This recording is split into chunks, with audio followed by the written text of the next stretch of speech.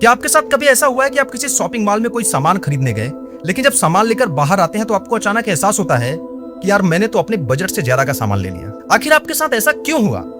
इसका जवाब अगले 20 सेकंड में आपको मिल जाएगा। 1974 में दो मनोवैज्ञानिक डेनियल कनमैन और अमोस टावर्स्की ने इसी बात का पता लगाने के लिए एक बड़ा ही दिलचस्प प्रयोग किया। उन्होंने कुछ लोगों के सामने रैंडम नंबर्स बोले और एक प्रश्न किया, लेकिन उस नंबर और उस प्रश्न का आपस में कोई लेना देना नहीं था। जैसे उन्होंने लोगों के सामने 10 बोला, 10 बोलते ही प्रश्न किया कि यूनाइटेड नेशंस में कितने अफ्रीकी देश हैं, तो लोगों का जवाब 10 के आसपास ही आया। फिर उन्होंने लोगों के सामने 65 नंबर लाया और दूसरे ग्रुप से वही सवाल किया कि यूनाइटेड नेशंस में कितने अफ्रीकी देश हैं, तो लोगों का जवाब 65 के आसपास आया। यानी कि हमारा दिमाग पहले की जानकारी को आधार बनाकर फैसले लेता है और इसी को कहते हैं एंकरिंग इफेक्ट।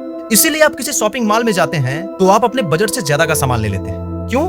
क्योंकि वहां पे ज्यादा प्राइस कट के कम प्राइस लिखी होती है। मान लीजिए आपको कोई जैकेट लेनी है, उसका प्राइस लिखा हुआ है 4999, लेकिन कट करके नीचे लिखा हुआ है 1999, तो आपको डील बड़ी सस्ती लगती है।